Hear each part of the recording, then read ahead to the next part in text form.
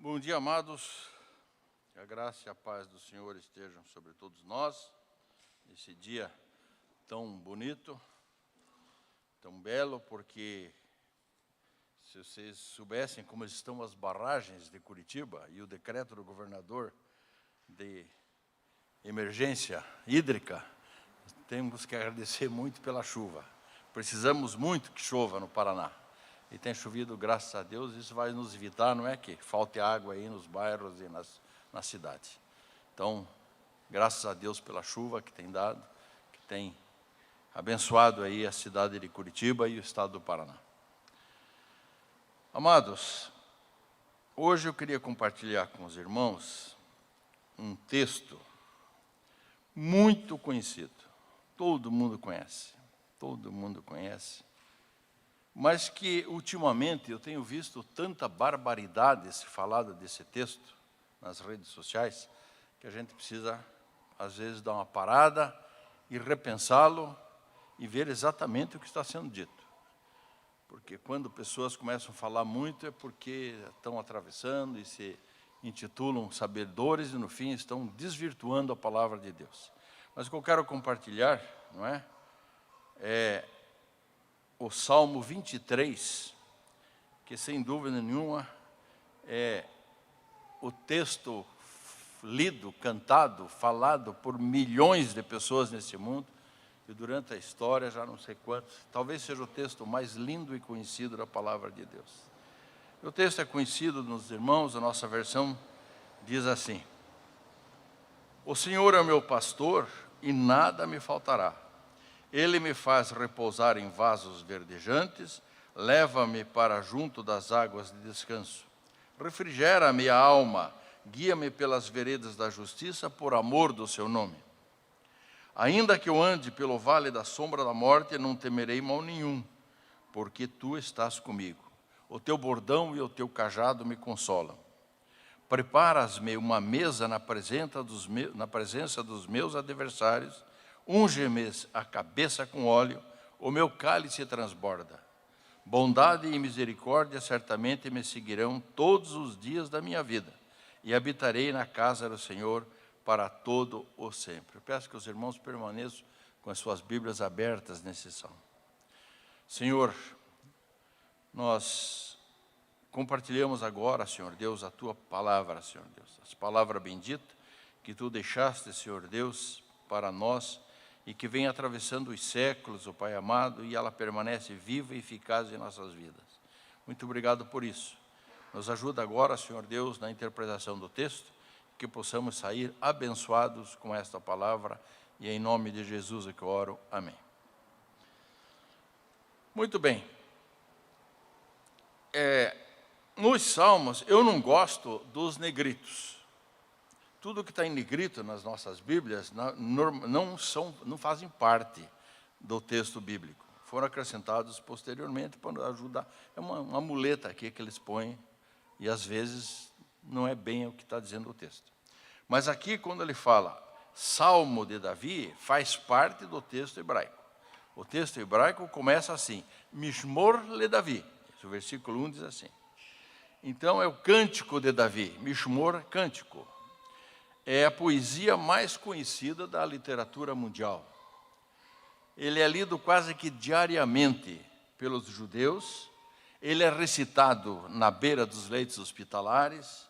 Ele nas ocasiões festivas também é lido, em situações difíceis, em situações fúnebres, nos dias dos nascimentos. Então, é um texto que é lido e apropriado tanto para o nascimento como para o cemitério. Então, ele é lido mundialmente, esse texto, em toda parte. E é, acima de tudo, um salmo terapêutico. Não é? É um salmo terapêutico.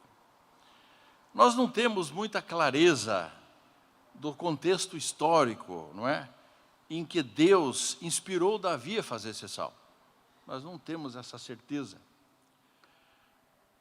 Muitos pensam que esse salmo foi escrito, quando Davi ainda era jovenzinho, pastor de ovelha lá e tal.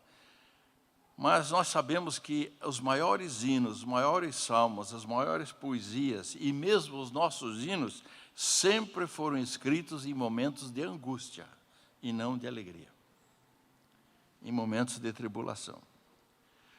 O que nós podemos inferir deste salmo, meus amados, é que esse salmo trata do cuidado e da proteção de Deus, não é?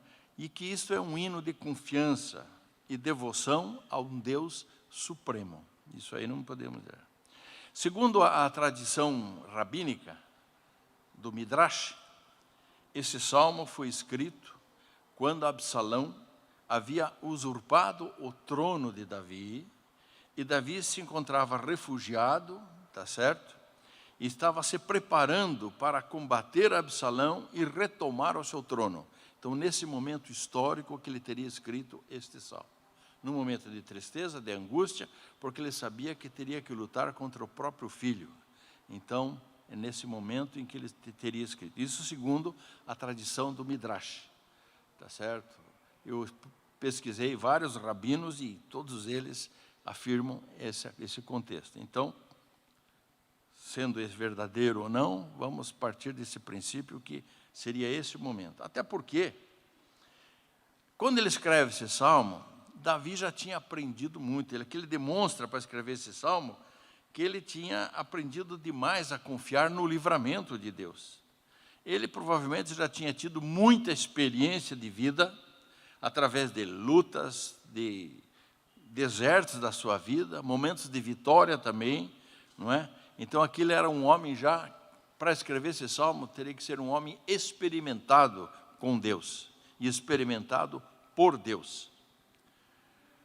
Davi aqui já sabia o peso do pecado, já tinha suportado as consequências do pecado em seu ambiente familiar, e mesmo nessa questão do Absalão contra ele, ele está sendo punido exatamente pela consequência do pecado dele, em que Deus falou para ele que o perdoaria. Ele estava perdoado através do profeta Natã, ele recebe essa informação, que ele estaria perdoado, mas que as consequências ficariam, e a espada jamais se afastaria da sua casa, e que ele tinha dado uma condenação, tá certo? Quando Natã fala para ele, da história da ovelhinha, daquele cidadão que tinha pego a ovelhinha, ele diz assim, ele terá que retribuir 4 vezes, e ele deu essa sentença.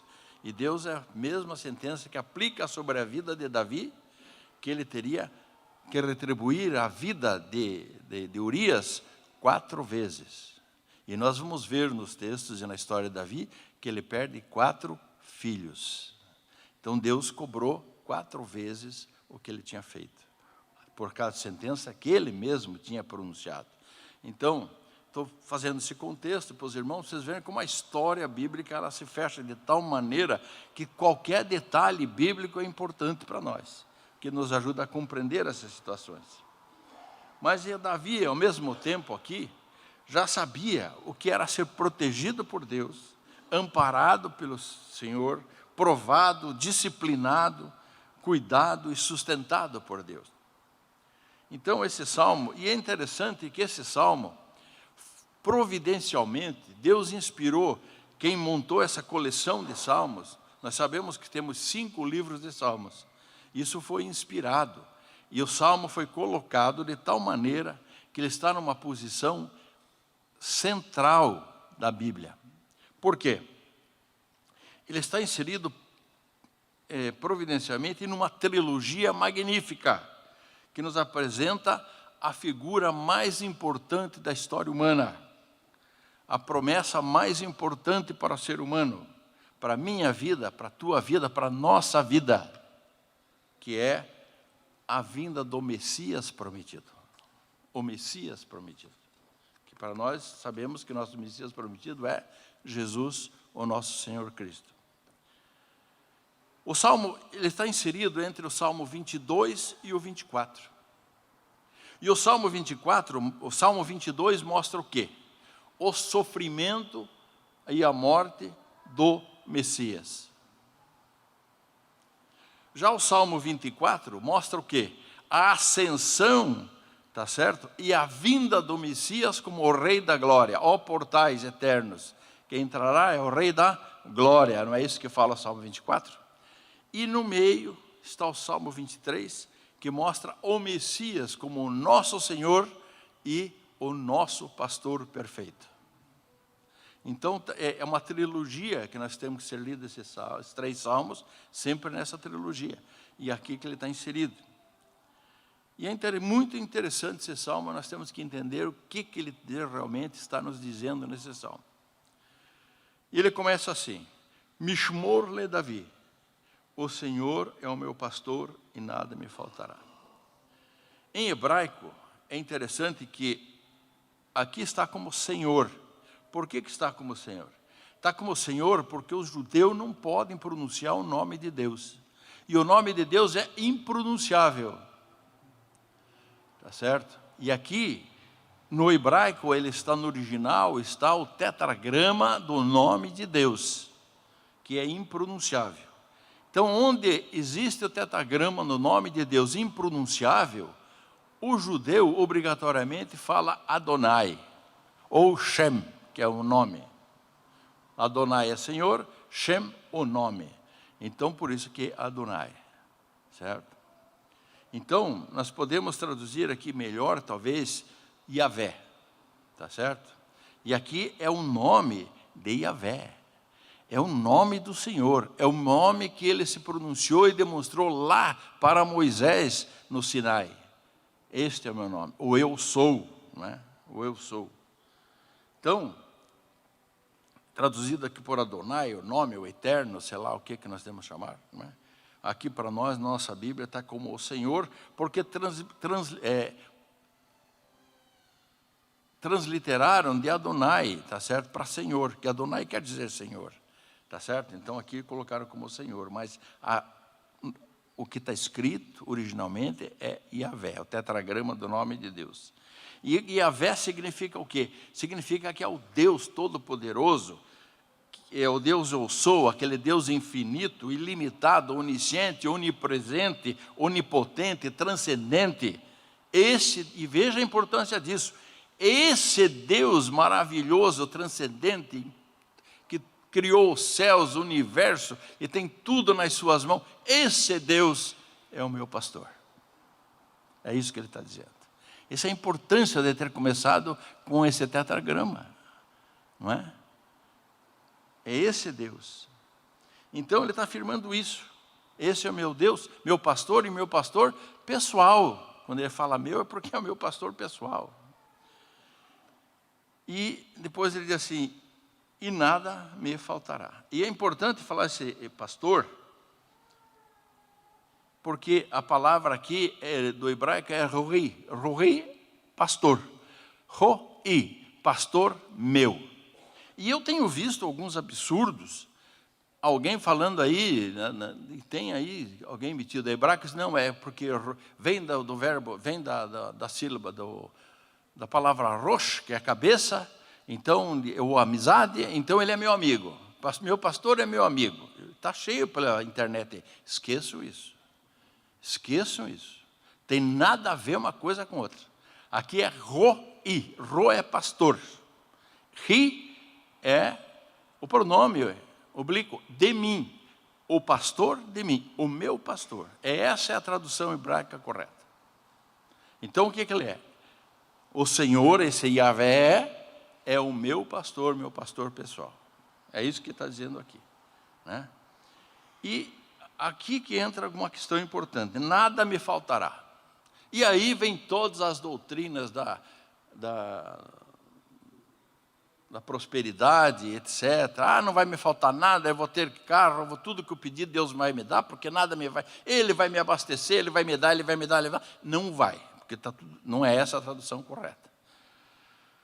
Aqui, o verbo hebraico é lohexar. Ro é não, advérbio da negação. Não, no hebraico. Não é nada. Não tem nada a ver com nada aqui. É não. E exar é o verbo sentir falta, ou cortar a necessidade. É esse que é o significado correto no hebraico. Então, Aqui é no sentido de ser cortado, ou seja, não serei cortado daquilo que eu preciso para sobreviver. Isso é que está dizendo esse salmo aqui, né? Então, a tradução mais apropriada para nós deveria ser: não terei falta, ou não sentirei falta. Certo? Mudou todo o entendimento.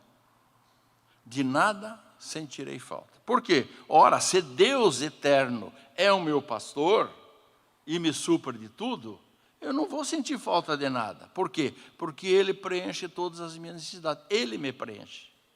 Não é? Ele não é o gênio da lâmpada que vai me dar tudo que eu quero. Deus não é isso. Mas Ele preenche as minhas necessidades, Ele me completa. É isso que Ele está falando aqui. Ele me completa. E se Deus nos completa e Deus está presente na minha vida, eu tenho tudo. Correto? Paulo entendia muito bem disso. Tanto que Paulo vai dizer o que lá em Filipenses? Tudo posso naquele que me fortalece. Posso passar fome, posso estar na pobreza, posso estar na riqueza, posso estar em qualquer situação. Tudo eu posso, tudo eu enfrento, porque eu estou preenchido pelo meu Deus. Não é isso? Então, esse primeiro versículo talvez seja o versículo mais deturpado ultimamente que nós estamos vendo aí, mas que fique claro isso, meus irmãos. Essa é a tradução correta do Salmo. Ah, mas então está errado, aqui nada me faltará. Não está errado, mas também não está certa. Está certo? Poderia ser uma tradução melhorada aqui. Né? Poderia ser melhor. A King James traduziu corretamente no inglês. Nada sentirei falta. Está bem mais palpável. Não é? Então nós vamos ver versões um pouco melhores aí. Agora o verso 2 e 3 já muda um pouco, porque ele começa a descrever a ação desse pastor. E ele diz assim: ele me faz repousar em pastos verdejantes, leva-me para junto das águas de descanso, refrigera-me minha alma, guia-me pelas veredas da justiça, por amor do seu nome. Então mostra aqui que esse Deus, é Ele que é o provedor das nossas vidas, que nos dá a provisão necessária, nos dá o repouso tranquilo, porque Ele é o Deus pessoal presente. É isso que ele está falando. E aqui ele usa a figura da ovelha, a figura do pastor, tá certo? Porque a ovelha é um animal meio bobo mesmo. A ovelha é um bicho teimoso, né? E inocente. E a cabeça da ovelha não funciona bem, tá certo? Se o pastor não levar ela para onde ela tem que ir, ela não vai. Então, ela depende de alguém que conduza, alguém que leve. E é interessante quando ele faz esse segundo, ele está dizendo o quê? Que ele se coloca na posição de ovelha. E está dizendo que nós somos ovelhas, então. E nós também não temos capacidade de ir sozinho para qualquer lugar. Nós não atingiremos aquilo que nós precisamos, se Deus não nos conduzir para isso. Essa é a verdade do Salmo. Então, Ele que me dá provisão para o corpo, para a alma, Ele cumpre, Ele supre as minhas necessidades. O Senhor é aquele pastor que pega as ovelhas feridas e cura as suas feridas. E Ele não desiste, é aquele pastor que não desiste das suas ovelhas, que revitaliza a alma das ovelhas e não nos abandona. Então é isso que Ele está dizendo. Ele nos faz repousar em pastos verdejantes, leva-me para as águas de descanso, tranquilas, me refrigera a alma. Guia-me pelas veredas da justiça por amor do seu nome. Então Ele me refrigera a alma. Refrigerar a alma, o que é?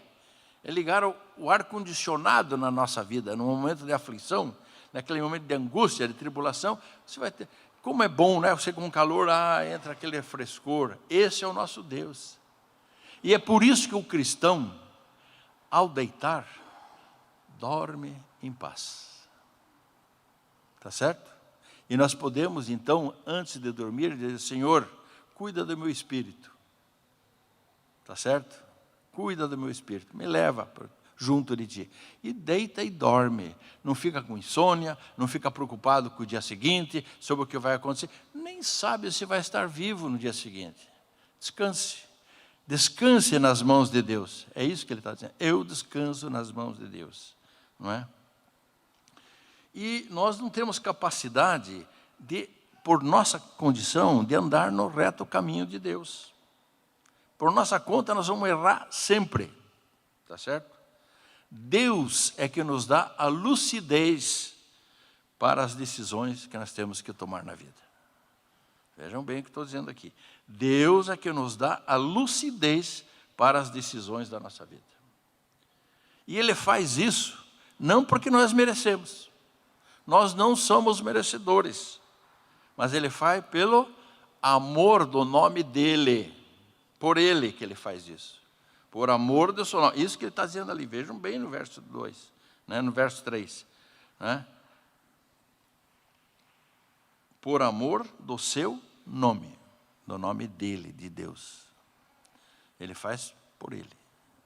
Para a glória dEle. Tudo é para a glória de Deus. E no verso 4, daí, ele muda um pouquinho a figura. E diz, ainda que eu ande pelo vale da morte, não temerei mal nenhum, porque tu estás comigo, o teu bordão e o teu cajado me consolam. A palavra-chave aqui é o chamavet. Chamavet é aquele nome que designa escuridão completa, lugar de abandono total. O vale da escuridão, ele está falando aqui do vale da escuridão do Sheol, aquela escuridão que, ausência quase que de Deus, né? Seria assim.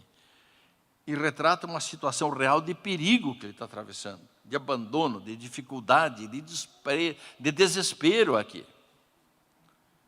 Mas mesmo nessa situação, na maior da dificuldade que poderia sentir, tá certo? Quando você, ou eu, nos sentimos só e abandonado, o que ele está dizendo? O Senhor está comigo. Tá certo? Sempre Deus está conosco. Porque nós temos um Deus conosco. Como é que chamamos Jesus? De Emanuel. Tá certo? É o Deus conosco. Então, quando estamos assim nos sentindo dessa forma, meio que sentindo abandonado, na hora da aflição, do tormento, no momento da tempestade em nossas vidas, isto não é sinal de abandono de Deus, mas um convite de Deus para que possamos encontrá-lo e confiar nele, entregar nossa vida a Ele e andar com Ele, porque Ele está presente. E muitas vezes eles nos colocarão, quando você começa a se distanciar um pouco de Deus, o Filho de Deus começa a se distanciar um pouco, virá uma aflição, virá alguma coisa em cima, para que você corra de novo para o lado dele. Ou não é isso? Você tem que sentir o perigo para correr para Deus. Porque a tendência do ser humano é querer se afastar de Deus nas horas boas. Ou não é isso? Mas na hora da necessidade, na hora da escuridão, na hora da dificuldade, Ele estará conosco. Deus nunca abandona as suas ovelhas. A alma de Davi aqui estava angustiada, porque ele estava no deserto. Deus parecia que estava oculto. Mas pela fé, Davi sabia que Deus estava presente na tribulação. Nós não cantamos isso? Deus está presente na tribulação. E isso sabe o que é? Fé. Fé é a declaração da bondade de Deus quando estamos no vale, quando estamos no abismo. Então, o Salmo aqui está nos afirmando que não temos que ter medo de nada, nem da morte, muito menos da morte, porque Deus é o guardião e restaurador das nossas almas, sempre. E com Ele nós estamos seguros. É um versículo maravilhoso para nós. Maravilhoso, né? Porque diz aqui que o teu bordão e o teu cajado me consolam, isto é, as atitudes de Deus para comigo, a disciplina de Deus é para o meu consolo, e isso demonstra o amor de Deus, é isso que ele está falando. Certo? O bordão e o cajado, para que servia na ovelha? Para cutucar a ovelha, para empurrar ela para o lugar certo, ou não é isso?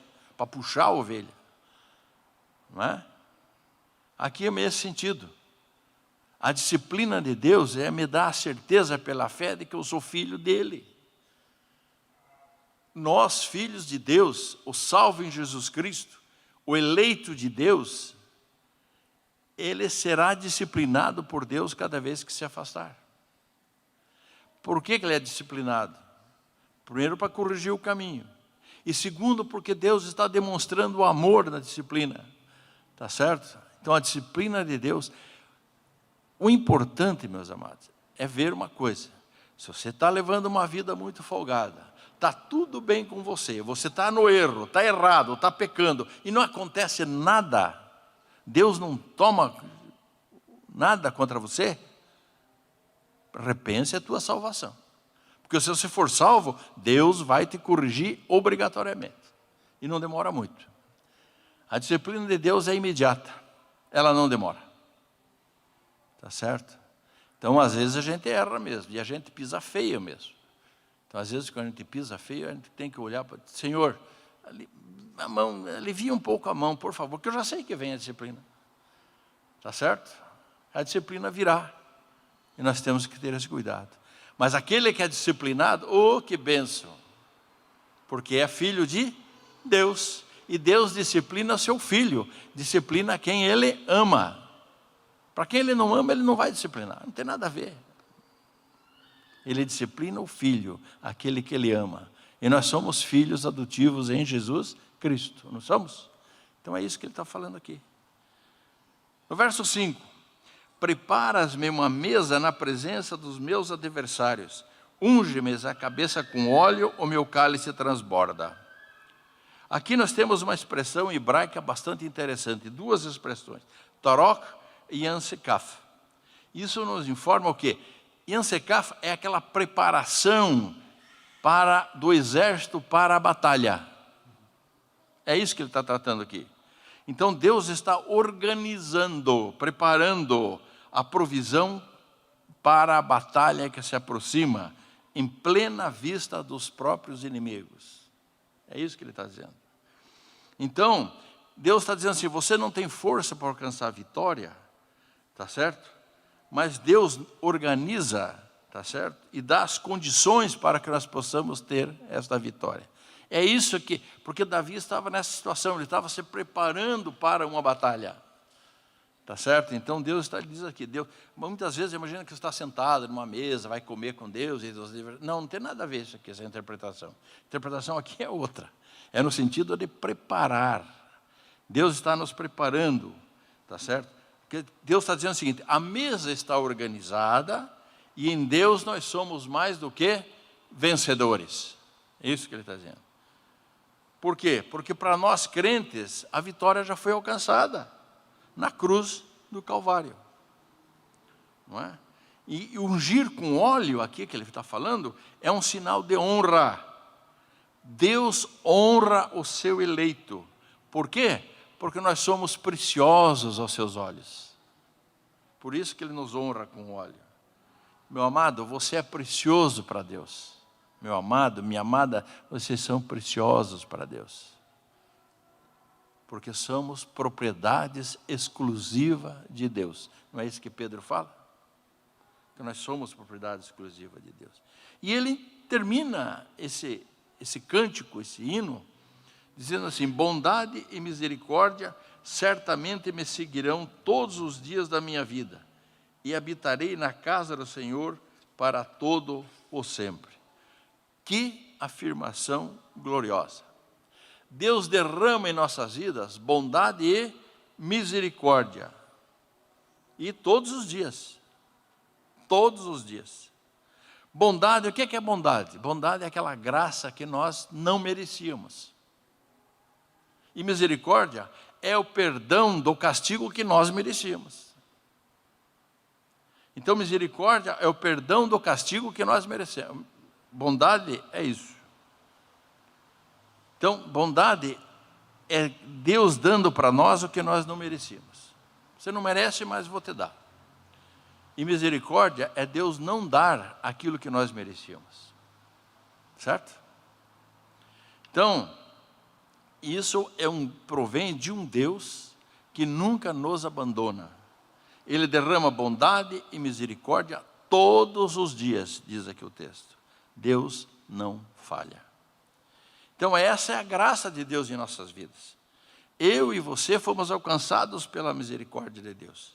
Eu estava condenado e Ele me justificou. Eu estava morto e Ele me deu vida. Eu estava sujo e Ele me lavou. Eu era escravo e Ele me libertou. Então, Ele nos dá essa certeza que nós não perderemos essa situação da filiação em Cristo Jesus. E habitaremos com Ele para toda a eternidade. É isso que João vai nos explicar depois, lá no seu Evangelho, no capítulo 10, versos 27. Capítulo 10, 27. Os irmãos que puderem abrir sua Bíblia, vejam bem isso. Diz o que? João, capítulo 10, 27.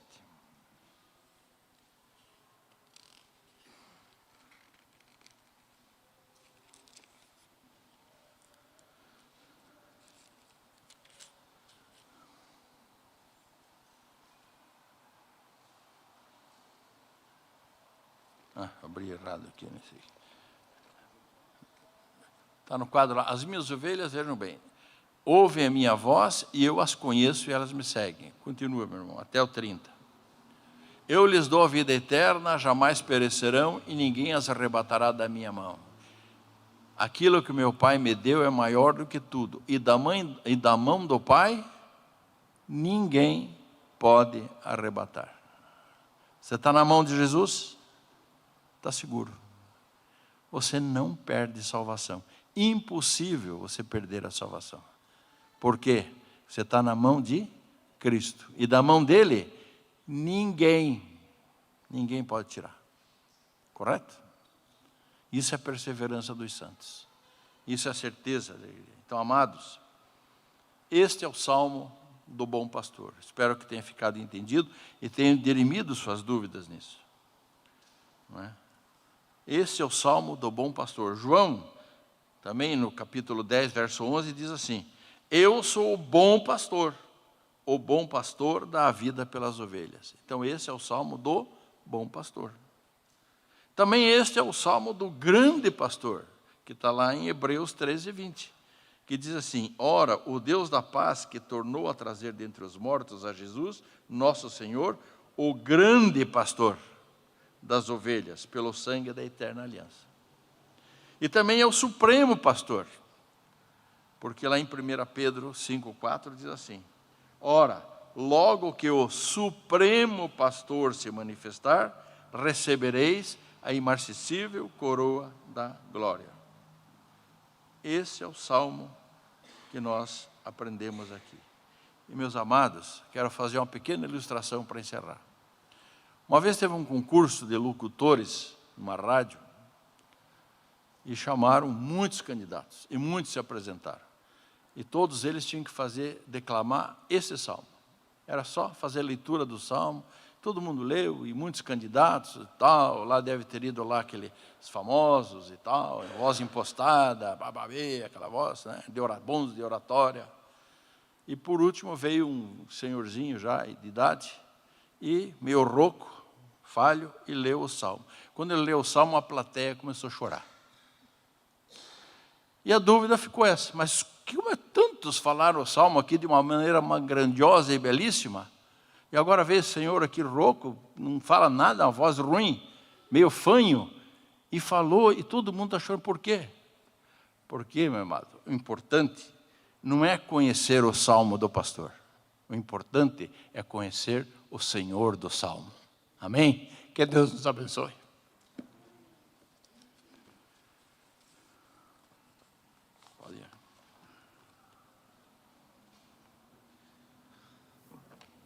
Nós estamos na campanha